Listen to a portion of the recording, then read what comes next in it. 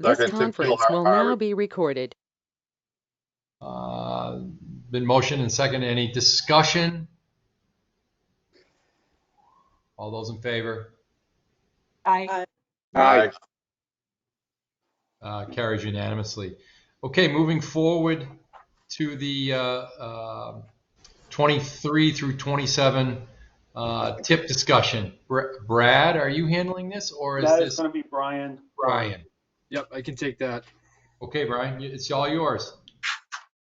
So currently we're just starting our development of the 2023 through 27 Transportation Improvement Program, or TIP. Will occur over the next several months, and I'm sure many of you have been through the process before in past years.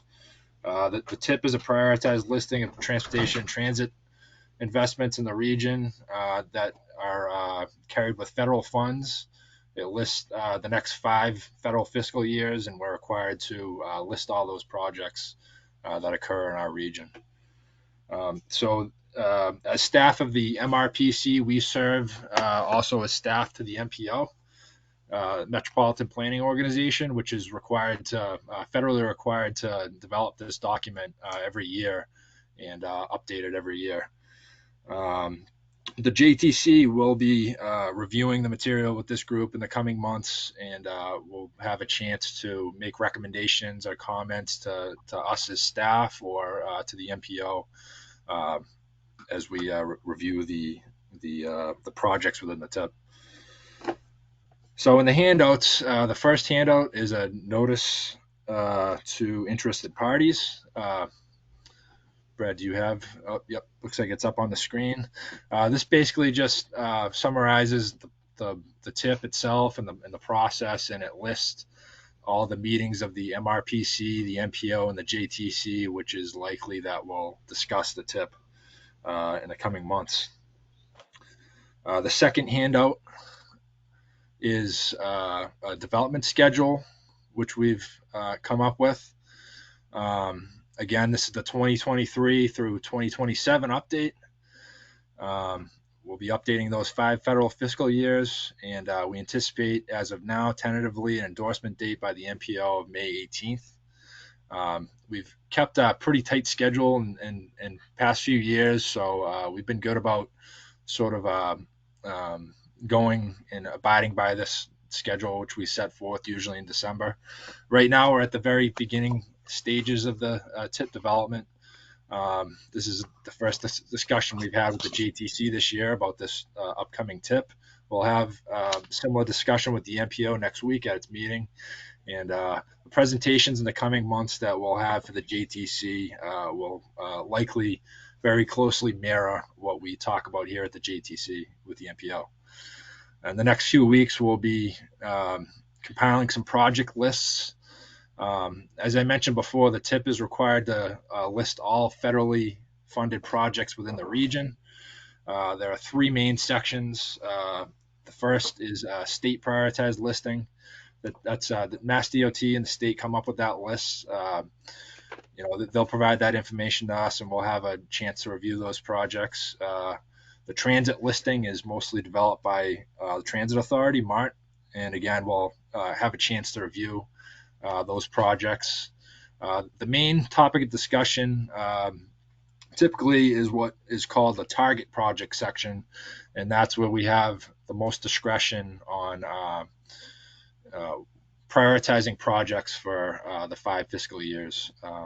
So those are typically highway projects, and we're required to schedule those projects in one of the 5 fiscal years. And that's, again, the majority of our discussions. The next few weeks, we'll be updating those projects. We'll prepare some handouts for next month's meeting. We'll talk about some cost changes that have occurred in the last year and project status changes as well. We'll review that with the JTC and the MPO next month. When it gets to February, we start looking at what we call transportation evaluation criteria. This is basically a way that we score each project. We look at things like the safety benefits or the condition of the project among a number of different categories. We end up with a project score for each project that's eligible for funding. We'll review all that with this group in the MPO. That allows us to sort of compare projects against each other, and if we need to prioritize one project over another. So again, that'll occur in February. We'll also begin working on the document itself is about 150 pages, and we're required to do a number of different analysis, such as air quality analysis, that the projects will have an effect on the air quality, and EJ analysis, where we look at environmental justice. We'll begin this process in February as well. Tip day with Mass DOT. This is typically we have it in February, where staff meets with Mass DOT to sort of get on the same page as to project status and costs. So we're clear moving forward where we can place a certain project. That brings us into March. We'll begin looking at the target funding listing and scenarios, which we'll review with the JTC and the MPO. Ideally, in March, we'll come to a consensus on a ideal funding scenario for the target section between both JTC and the MPO. We'll develop that into a draft tip document, which we'll have ready, tentatively scheduled for April. We'll make that available to both JTC and the MPO beginning of April, and we'll review that at the April meetings. Also, at the April MPO meeting, the group will discuss the draft and determine whether they want to release the draft document for a 21-day public comment period. We have that scheduled as of now from April 25th to May 16th. That'll also give the May JTC meeting opportunity to make comments on the document, and we'll include those comments that we receive within the appendix of the tip. At the May MPO, May 18th, we have tentatively scheduled for the group, the MPO, to discuss and possibly release or endorse the final document as the 2023 through 27 tip.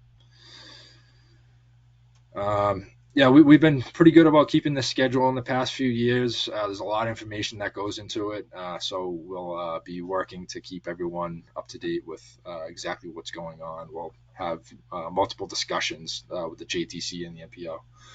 The last note for the tip, which we have, is basically it's just it's the current target project listing. So this is what we ended up with. This is what currently exists in the 2022 through 26 tip. That's the current tip. So this is what we came up with last year.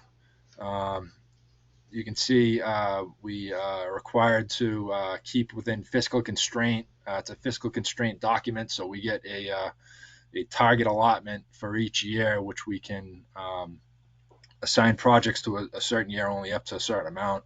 So you can see that in the target right above the balance under the fiscal year tables. We're pretty close in each of the current fiscal years in the current tip. So that's something we'll have to keep an eye on to make sure we're fiscally constrained. In 2022, we have, and I won't go over all these, but Lancaster intersection improvements on 117 and 70, and Hubbardston Highway reconstruction on Route 68. Those projects will likely be out to bid at some point this fiscal year, so we will drop 2022 from this update and we'll add fiscal year 2027. So typically some of the problems we run into are cost increases. In recent years especially, it's not unusual for a project to increase twofold over a year or two, which as you can see by the balance remaining in each fiscal year is very close. Many times it's under 1% of our total target, so that can have an effect on where projects are placed.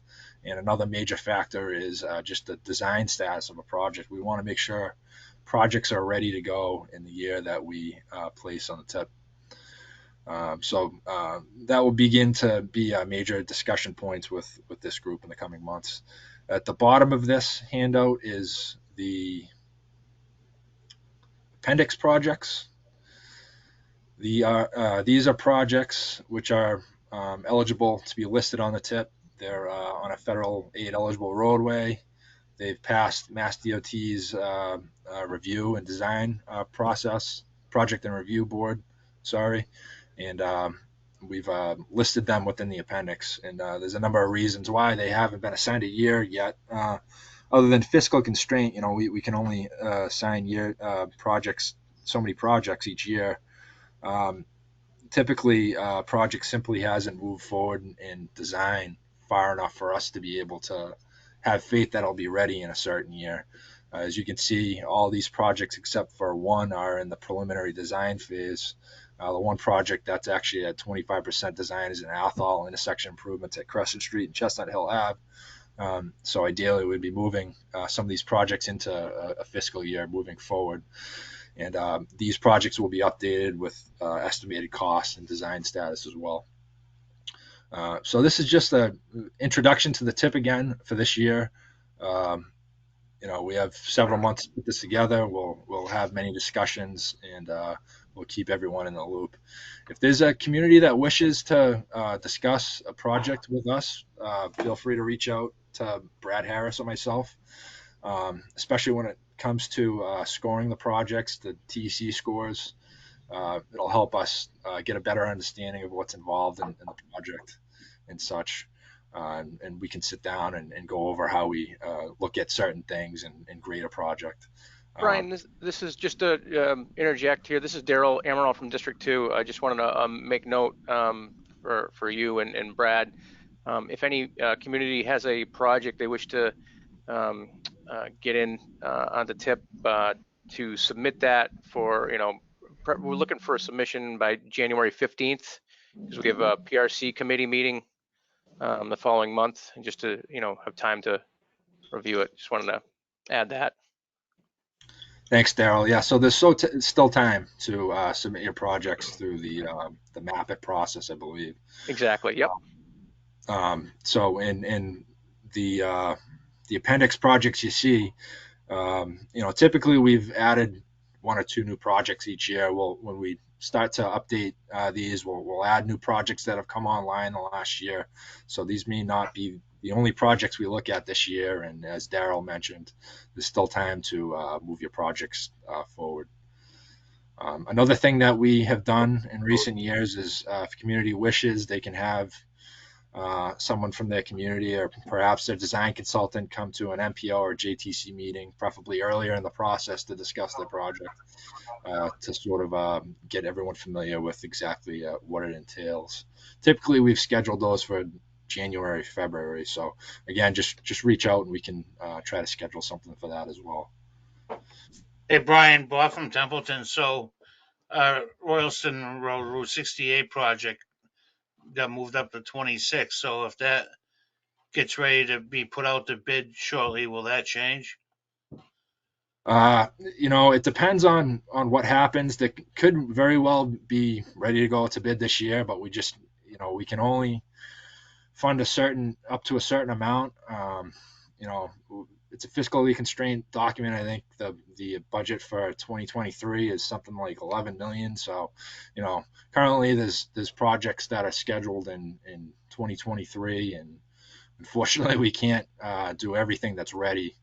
But in the scenarios we develop, we look at all this stuff, and every year we're moving projects around, bringing projects into fiscal year, dropping projects many times depending on status and such. So as we get deeper into this process, we'll certainly be looking at updating the project statuses and get an ideal listing. So, inflation is pushing all these further out, is what you're saying? In recent years, there's been cost increase above inflation. For example, there's a project last year that I believe when it was first listed on the tip 2 years prior, it was in the neighborhood of 5 million. Now it's about 10 million. So, and there's a number of reasons for that. Typically, when you get deeper into the design process, you realize more is needed. one thing that we're required to do is apply a year of expenditure cost for each federal fiscal year. Basically, that requires us to attempt to consider inflation.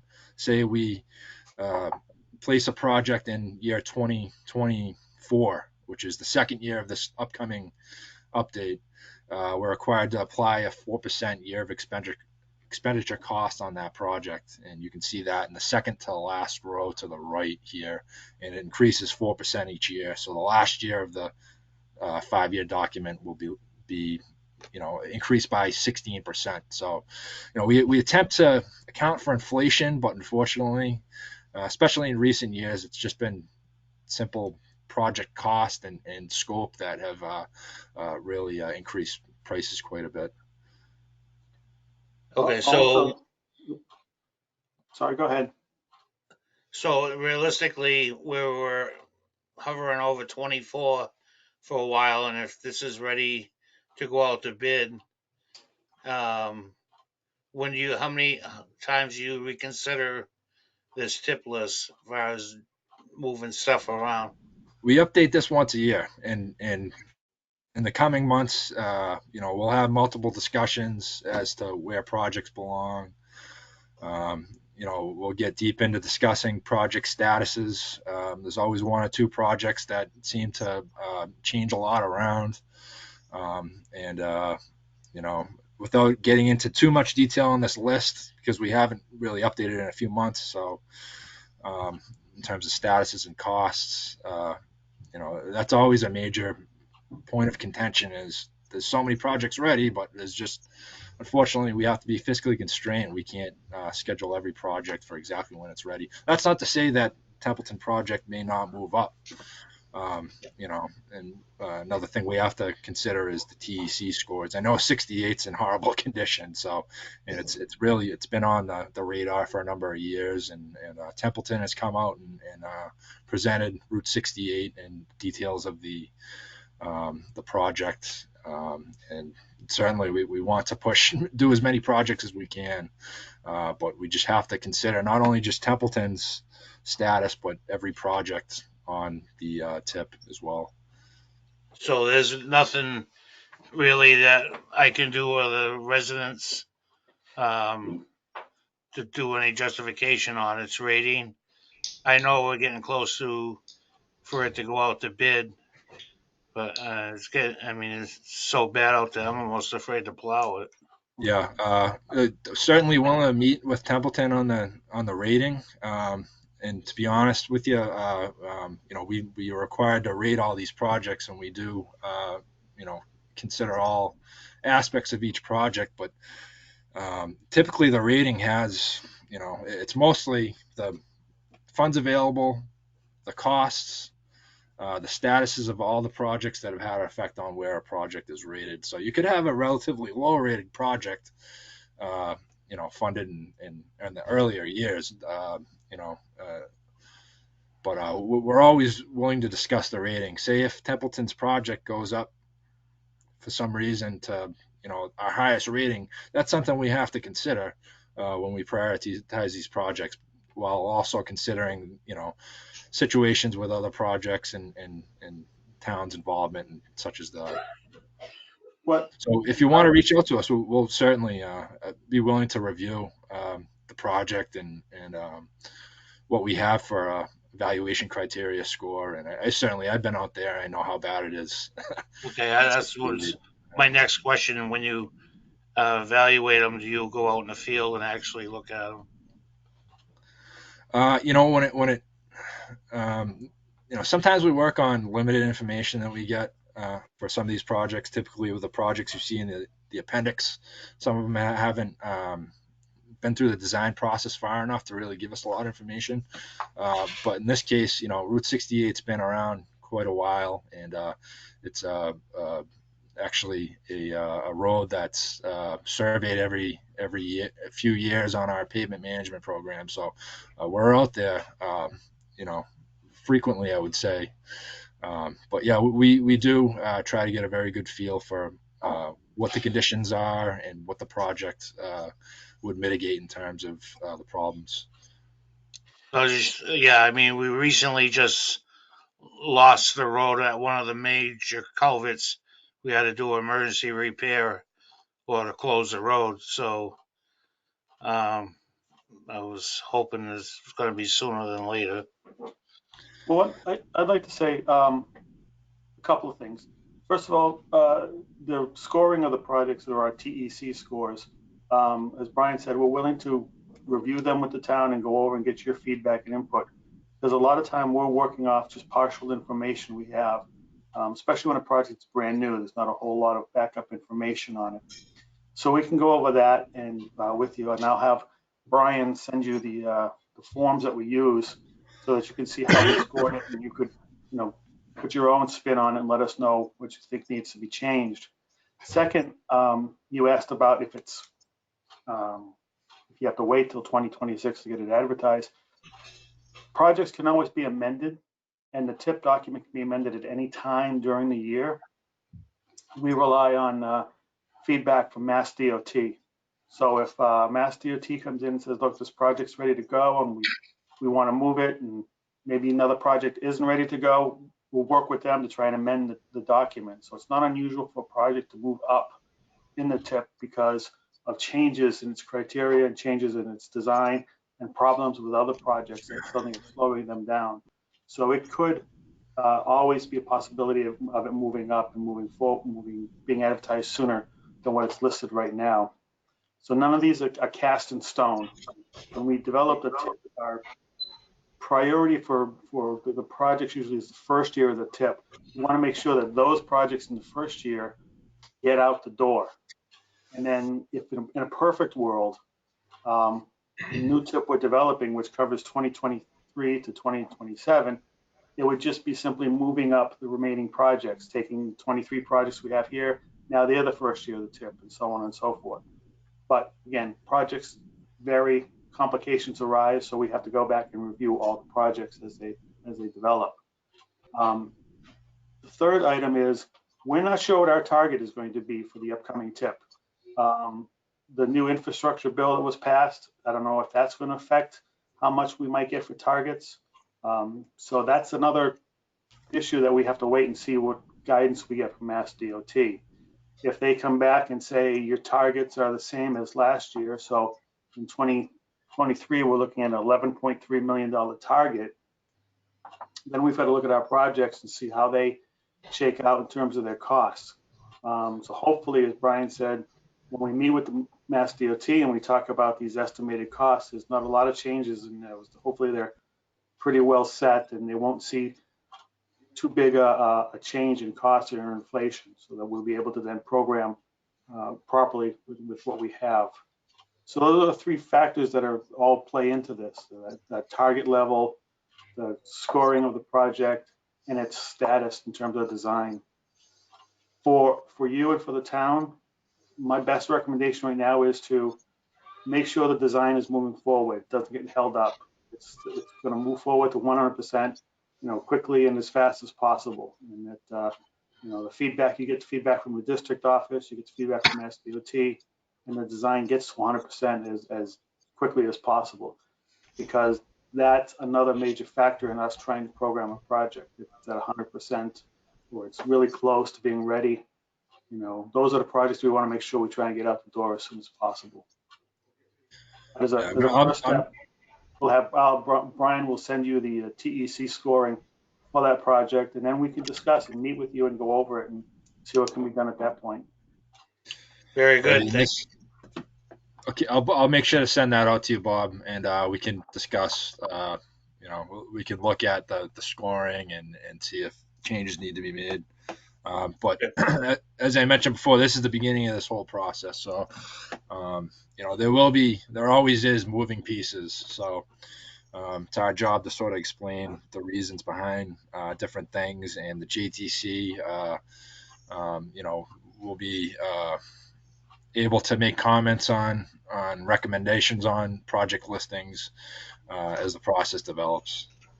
And that's what we'll look for too when we get to these funding scenarios and these prioritizations, is the feedback from the JTC. Tell us, does this make sense? Do you think there are other priorities we should be doing? Should we move projects around because they seem to be more important, not only to a community, but to the region as a whole. So that's where the input comes from the JTC.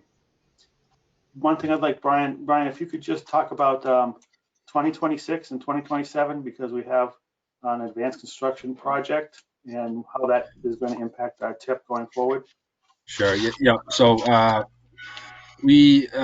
what's called advanced constructed, actually two projects on the current 22 through 26 TIP. The first is Leominster. Advanced constructed is basically when a project will require more than one construction season to build, and also is above the target allotment that we've given in a single year. We're able to schedule that project over multiple years and sort of divide up the cost over multiple years. As I mentioned, Leominster is one project on Route 12, Central Street. We've done that 2024, 25, and 26. Last year, we also advanced constructed Harvard resurfacing and box widening on Air Road, which is roughly $10 million project. However, we did that in 2026. We added 2.5 million in 2026, and now with the new year, 2027 is the remainder of that project. So as of now, we're looking at the remainder of the Air Road project being scheduled in 2027. So that's advanced constructed over those 2 years. So in a way, we're sort of even more limited than we normally are because we have approximately 75% of our target allocated already, as the current list shows. And again, projects move around all the time. We'll have to update statuses and other aspects, but that's something to keep in mind as well. That's not shown on this list right here because it's a 5-year document. But as we drop 2022 and we add 27, that will show up in 2027. Hey, Brian. It's Brian Yes. from Legend. So in the appendix, you have Maple Street to Yep. Glen Allen. That was completed a month ago, so you can pull that. Oh, right. Okay. So that was with statewide funding. Okay. Yep, Mass Dot District 2 did that last month.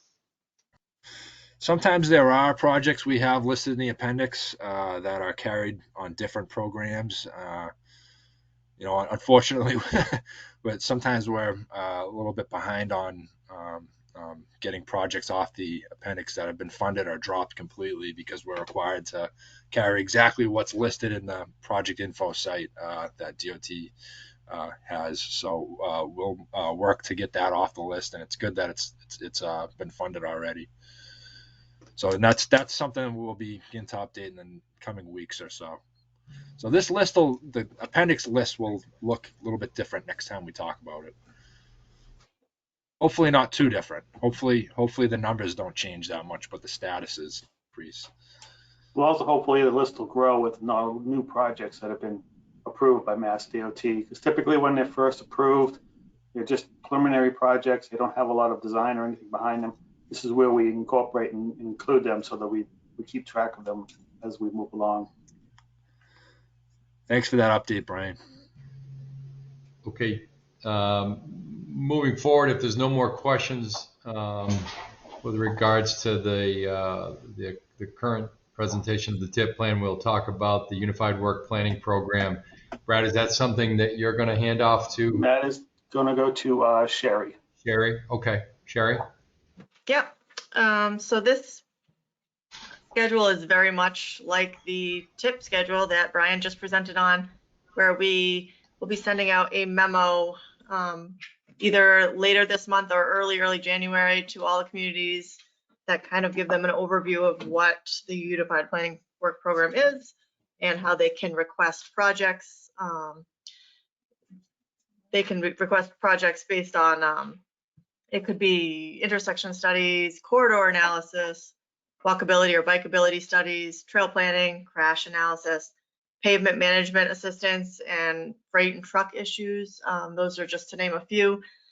And then once we gather all of our requests, we will put them in a list and go over each one with an environmental justice task analysis, which we'll be doing in February, where we kind of establish where we've done projects for communities recently in the past couple of years, and we want to make sure that we are distributing our efforts region-wide and not just in a handful of communities. So we will do that analysis just to make sure that we can spread the funding out region-wide, and then we will present our draft UPWP in March, where we get comments back from communities and MassDOT, the commission and the commissioners and everything like that. After we kind of go back and forth about which projects we're going to do, and we reach out to the communities to make sure that our task write-up makes sense and is actually what they were requesting, we'll compile our final draft in May, which goes along with pretty much the exact schedule of the TIP typically, where we review them at the JTC meetings and the MPO meetings and get approval by the meeting attendees for releasing both documents. Usually get released at the same time for public comment, and also are then finalized as MPO endorsed documents at the same time typically. I don't think there's only been one instance where one document was released before the other that I can recall, but typically they are side by side. So like I said, we're going to be handing out or sending out a memo to all the communities for task recommendations or requests that you may have. So if there is a particular intersection that you're struggling with in your community, or perhaps you want to increase walkability or bikeability, or you're having an issue with some large trucks or a safety concern, those are types of project ideas that we are looking for. So you can, basically the request has to come from the chief elected officials, so that would be the Board of Selectmen or the mayor, depending on where you are, and then you'd have to send that to us. You can actually reach out to me or Brad or any of us really via email prior to sending an official request letter to go over any ideas that you might have that we can provide feedback for before you send off your official requests is also a great avenue to do that. I think that's everything that I have on that one. I have about 2 minutes before my children bust through the door like a bull in China shop. So I'm kind of rushing this, but does anyone have any questions on the UPWP?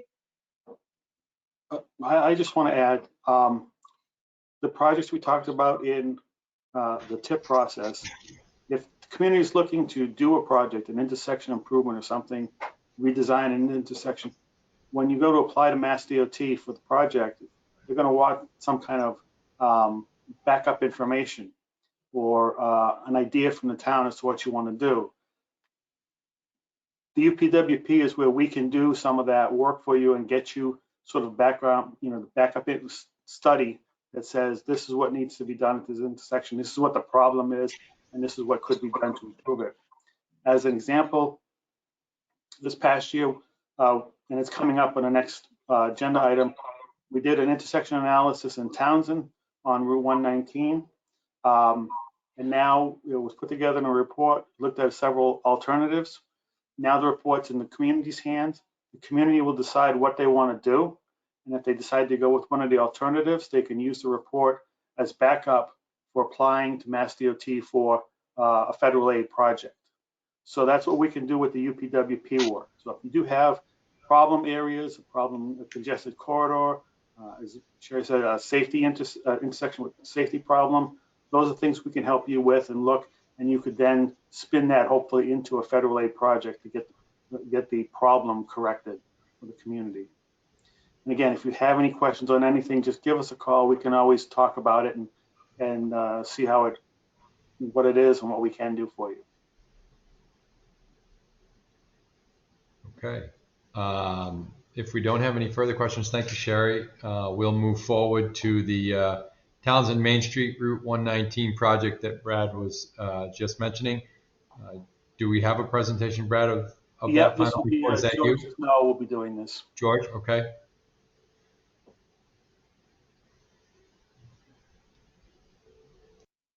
Thank you, Brad. And just want to mention that Sorry, George, is this good size on the presentation or should it be larger? Yeah, make it large if you could, yeah. All right. Okay. Go ahead, George. Okay, thanks. Okay, I just want to mention that we gave this presentation Monday to the Board of Selectmen in Townsend, so so it's already in their hands, like Brad said. But we did give this same presentation on Monday. Next slide, please.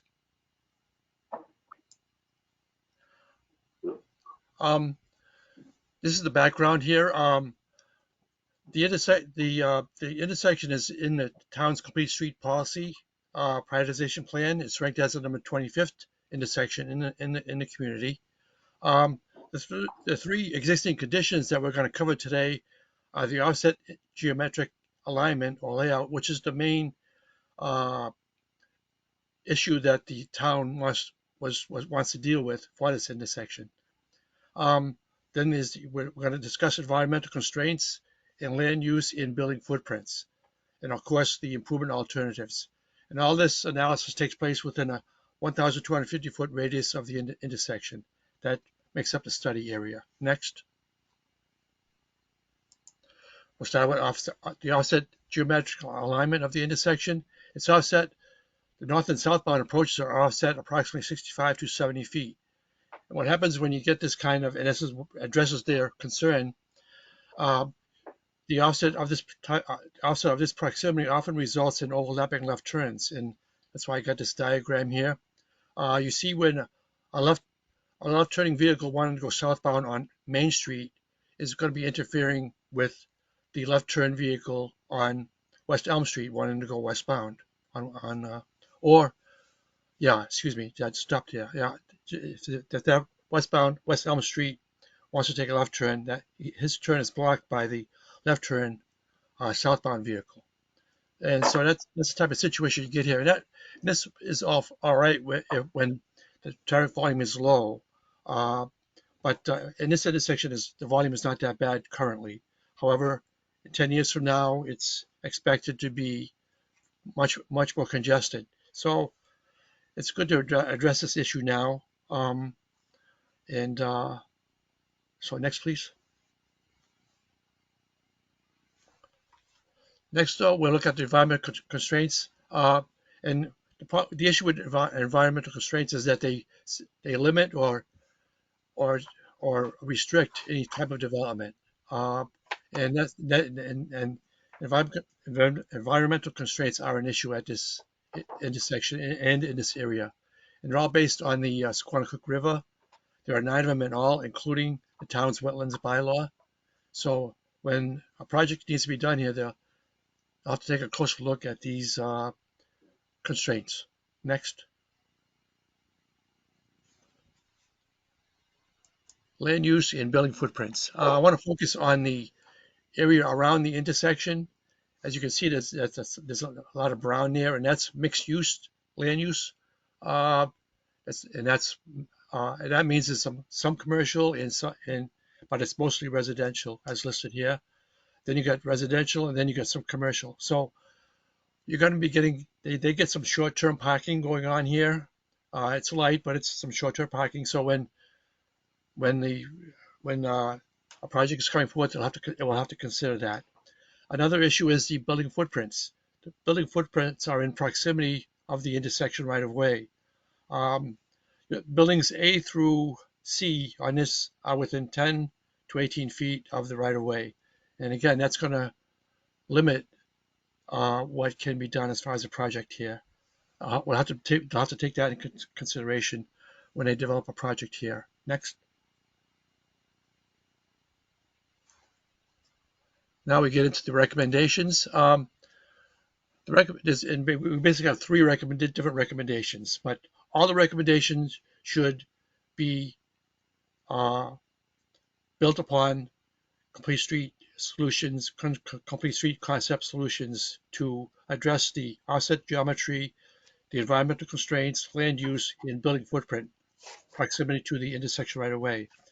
So any of the alternatives we're proposing below should include looking at adding walking, biking, and possibly even transportation facilities for those modes of transportation. Next. So the first concept alternative is basically looking at their prioritization plan and adding some elements to that. And in their prioritization plan, they talk about striping crosswalks on all the approaches and adding accessible curb ramps and signage.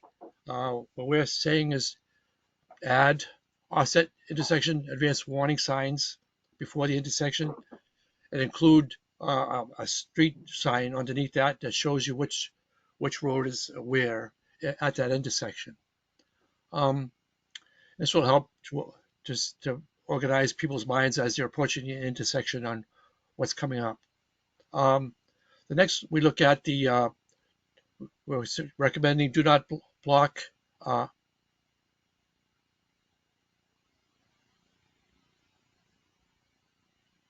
right, we're recommending do not block intersection pavement Oh, markings. Yeah, okay, sorry, I'm still on that one, Brad. Yeah. jumping ahead. Yeah. We're recommending do not block intersection pavement markings and signs. And what this would do is it would you know it would fall within the crosswalks that they're proposing on each approach, and vehicles would have to stop before that pavement marking before they make their left turns, and before the northbound and southbound vehicles, I mean on Elm Street and on Canal Street, make their turns and movements. So it would help to eliminate that conflicting zone area that I showed previously.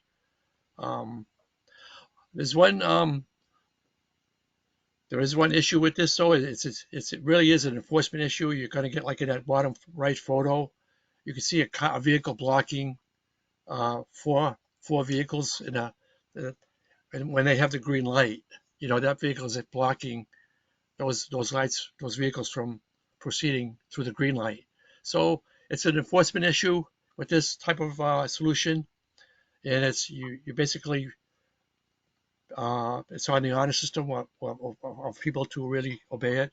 I mean, you could do an enforcement plaque like they show here, sign like they had here, but again, that takes time for officers to stand by there and wait for these things to happen. And so it's not the best solution, but also it can be combined later on with the signalization project. You see that a lot, especially in the metro areas, the Boston Metro and Worcester. You see a lot of do not block pavement markings along with the signalization, and that I think people tend to respond to that pretty good, but it doesn't always work. So next, please. This is concept alternative 2A, and that's 2A because there's also a 2B coming up next. This one deals with the northbound road, and the other 2B deals with the southbound alternative. Here you see two alternate northbound roads here, and that basically the idea is to eliminate the right turns and left turns from Main Street onto Canal Street. Therefore, eliminating any turns onto the minor roads. The first road would intersect with Canal Street, approximately 230 feet north of Main Street. The second one would intersect 400 feet north of Main Street. And the intersection on Main Street would be approximately 350 feet east of Canal Street. And that's basically where the property line is between those two parcels. There's two parcels there. That's basically near or right on the parcel line. This alternative would, again, vehicles could not enter from Main Street, but there was Canal Street would remain a two-lane road basically for the residences and businesses along Canal Street, so they could still go north and south on Canal Street. And you wouldn't want them, if it was one-way northbound, excuse me, yeah, northbound, I mean, or southbound, I mean, You wouldn't want them to go all the way around to go northbound. So let the people that live and work on Canal Street continue their two-way direction. Again, these alternate northbound roads are one-way roads, and so the one issue with this is that it would add, the first alternative would add 605 feet to the travel distance, and the second alternative would add 530 feet to the travel distance. And another issue with this is, of course, you'd have to do a taking of private property here, which will be quite an issue to deal with. Next. This is the alternate road, alternate southbound road. And this is really the only alternate. I mean, there's a lot of development along Route 119, so you really couldn't create a new road or develop a new road. This would entail a vehicle traveling 920 feet on Main Street, then taking a left turn onto North Fitchburg Road, then another left turn onto Linden Street. And that total distance, subtracting the distance on West Elm Street, you would be adding 1,490 feet to their journey. Plus, you would be adding 2 stops. So there would be quite a greenhouse gas addition to this alternate route, adding the travel time and all that. And again, vehicles would be able to still exit the residences on the street on a 2-way road, so that they wouldn't be hindered by a 1-way road. Next. And finally, the final alternative is a roundabout. This is just the outer diameter of the roundabout I'm showing here. I'm not including the approach, how the approaches would look. But this is a 90-foot roundabout, and I centered it slightly below the center of Main Street and slightly to the west of West Elm Street. And putting it there places it within 15 feet of the buildings A, D, and E. And that way there it spreads the any kind of issues related to decreasing the frontage on properties. As you can see here, I mean, if it was moved east further, it would really impede on building D and C. If I moved it further west, it would impede on building E here. And we really wouldn't want to do that, too much. But this centers it right between those 3 buildings. Also, you see that 77-foot distance between the roundabout and building B on the upper right there. That may be an opportunity to add a channelized right turn lane there, which would help increase the capacity of the roundabout for Main Street and West Elm Street. So it would take that traffic volume out of the roundabout, and so this solution again would not have any. You wouldn't be lengthening any travel times for any vehicles. You wouldn't be looking at it so much on the environmental constraints. And any taking would be minor. You might get a little bit on the parcels, on the corners, on the parcels, and in front of building A there, but those are minor compared to what the other taking would be for the northbound roads. And when I was doing this work here, I looked at, I was wondering if there was any other similar intersections, offset intersections in Massachusetts that either have a roundabout like this, or have a roundabout already, or are proposing, or is it in development? And luckily enough, there is one, and that will be shown on the next slide down. This is a concept rendering of the roundabout. This is on Nantucket at the Four Corners intersection in Nantucket. And you'll see the center photo, the Google image here. That's what it presently looks like. The dimensions are very similar to the Townsend intersection, but the buildings are a lot closer to the intersection. So the roundabout here is only a 70-foot diameter roundabout here, and this places it in a different roundabout category called a mini roundabout. It's a little bit smaller, but it's the same thing. But the idea here is to show that a roundabout can fit in these tight circumstances, tight situations, tight conditions. And as you can see, none of the major buildings, none of the buildings are going to be taken here. All the buildings are still going to remain. But when there is one taking, this parking lot here in the Google image is going to be taken so that lane can be included on the roundabout. That parking lot will become the lane shown in the bottom photo there, the roundabout lane. So it is conceivable, it is possible to fit this type of roundabout within the Townsend intersection.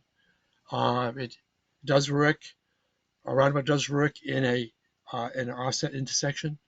One of the benefits of a roundabout are basically twofold.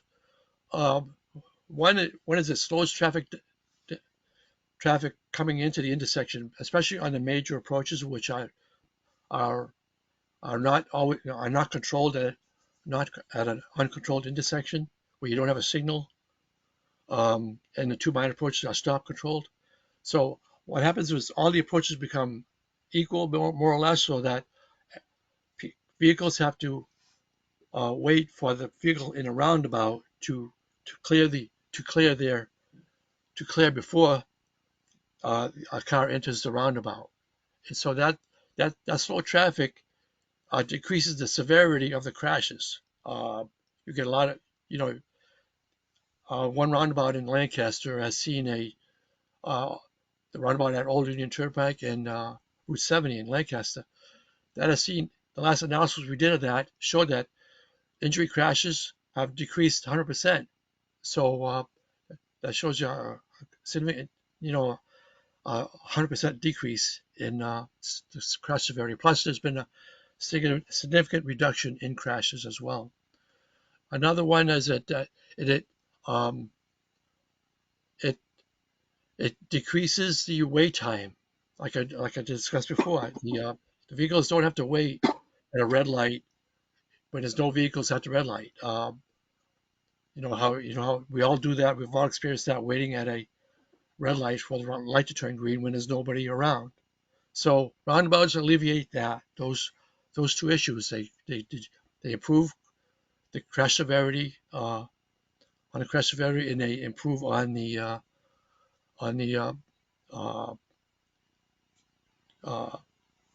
time at the intersection. And so these are the alternatives that we proposed. And the next slide, we got into with the community discussing project development. So if you have any questions about this study, we're available. Thank you very much, George. Do we have any questions for George?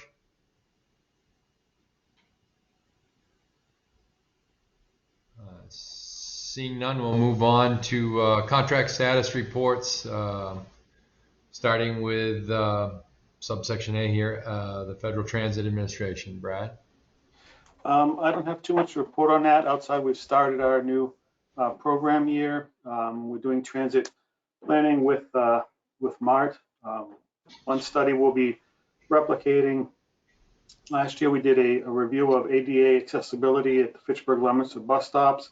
We're going to do that again now in Gardner, and then we'll be over the next year putting together a final report for that location. Outside of that, I don't have anything else for FTA or the Transit Authority. I'm sure George Cahaley, though, has something to bring up. Yes. For an update, I do have, we're still working on the air project with the contractor, Hutter Construction. Hutter Construction, the contractor who built the commuter parking in air, they did a very good job at that time, finished the project on time and on budget. And right now, they are working on the pedestrian plaza at the train station. And hopefully by end of spring, the project will be completed. Part of this project is the bathroom and some landscaping. The bathroom structure, it is a prefabricated structure, and the lead time for that project building is about 6 months. This is why it is the delay by finishing the project this year. Hopefully by June, everything will be completed 100%. The other thing we are working on is we installed all the automatic passengers counters on most all our fixed bus routes. And right now, they are in experimental and testing stage, and very soon will go public. This software will allow ridership on the street or at home to find out how long the bus needs to come to their location. Then they don't have to go on the street before too much time to catch the bus. And the other thing I'm working on is reviewing all bus schedules and creating new schedules and reviewing all bus routes.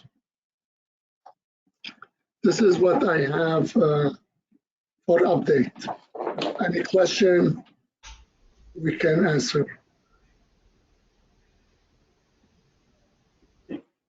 Under Mass Department of Transportation, I have a couple items. A recent decision by our executive director has resulted in the following changes to our policy. All staff are now allowed to work from home until further notice. Staff will be able to work Monday through Friday at home if they so choose. Previously, we were required to come in on Monday, Tuesday, and Wednesdays, but he has changed that, so now we can work from home. The office will be closed to visitors, but staff can still come into the office to work if they so choose, so it's voluntary coming into the building. Also, as part of that, all MRPC meetings from now on until further notice are going to be held online only. We were trying to do a hybrid where we have some people come into the office if they wanted to, as well as online, but we're going to suspend that for now and just go to online meetings. As a reminder, I just wanted to remind people about the changes in the procedure for this, and I'm sure you're well aware, you got the notices today and signed up today. For this meeting, you'll get these notices on the agenda to tell you where to go to get to sign in, to get a link to go to register for the meeting, and then you'll get the sign-in information after you've registered. So this will be now for all meetings going forward. I know we had discussed at the MJTC doing a hybrid, but that's going to be suspended for now until the executive director makes changes to the policies and feels it's safe enough for everybody to meet as a group. The next item I have is there will be an MPO meeting next Wednesday, December 15th at 1 p.m. It's anticipated at that meeting there'll be a discussion related to a potential TIP amendment on the transit side to the 22 to 26 TIP. If that occurs, the MPO will likely vote to release the document for a 21-day public review and comment period. So the next MJTC will serve as an opportunity also to comment on the TIP amendment. There is a handout available on the 2022 grant round opening for Mass Trails grants. People have until February 1st to make a submission. There's a link to go to Mass.gov and their Mass Trails grants. They'll provide you with further information. This link's also available on our website on the opening page under news and announcements, so you could link it from there also. And then finally, I guess previously, at a previous meeting, we discussed some planning developments occurring in Lunenburg and Lancaster near Route 2 that could have an impact on beyond the towns, and especially an impact on truck traffic. We were asked to look for to get some information on it. I unfortunately forgot about it for this meeting, but I did get some prior information together. And I think it's worthy that we look at a possible discussion at a future MJTC meeting to talk about this.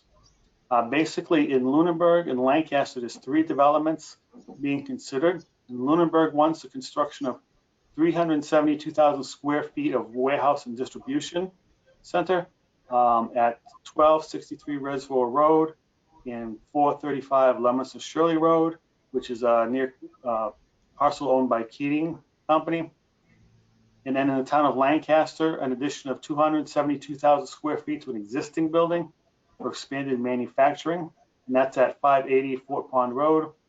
And in Lancaster also, what's known as the Capital Commerce Center project, which is going to entail 2,186,000 square feet of mixed development. Just to let you know where these are. This is the Lunenburg project up with the Keating property, which is in this area here. The first Lancaster project is located down here at the site of an existing building. This is Shirley Road and Lunenburg Road here, right off of Route 2. And then the Lancaster project, the 2 million square foot one, is right here off of Route 70. The entrance is opposite the Kimball's ice cream right now. This is the Lancaster one on Route 70. Route 70 is over in this general direction here. This is McGovern Boulevard here. There's distribution centers, there's housing, some retail and so forth, all going in this area here. Just as a summary, this is from one of their plans for that Lancaster project. There's basically 2,100,000 square foot of development, industrial, residential, industrial, commercial, recreation. There'll be 590 residential units, 3,209 surface parking spaces, parking for 466 tractor trailers. It's 474 loading docks. So it's a very large and substantial project. Again, this is the Lancaster Route 70 project. And this is the development summary again they put together. So there's a lot being planned in the area, and obviously there's going to be a lot of impact to accessing Route 2. The Lancaster project off of Route 70 does have some planned improvements and for the interchanges and so forth. They're also relying upon some existing projects being developed by Mass DOT. But I think it's worthwhile that we get some more information and present that to you. Maybe get someone in from one of the communities to talk about the projects and what's going to happen. So that's a quick introduction to this. If everyone agrees, I'll make it part of a future agenda item, and we can get some more information for the community so that everyone's well aware of what's going on and what's being planned. And again, there will be a big impact on truck traffic. And as we all know, the Route 70 interchanges with Route 2 are very substandard and need a lot of help in order to make them, I think, viable for truck traffic. Brad, can you get those handouts out to all of us, or those what you just showed on the screen? Yep, they are available on the MJTC folder I have. Let me just. Oh, okay. If you go to the MRPC website, Yep. on the meeting notice, you'll be able to get a link to it. And if you have, excuse me, it's a OneDrive folder. And if you have any problems with it, just let me know, and I'll make sure I can get the link back up there or get you the information directly. But they should all Okay, be thank there you. for you to download. That's all I have on the status update. Okay. I guess the last thing we have is just to schedule our next MJTC. I know we talked about going 2 months, but I'm imagining, Brad, that we probably are going to go back to monthly as long as it's remote, right? So we're probably looking at a date in January of, is it the January 12th? Yep. At 2:30 p.m. I'm sorry.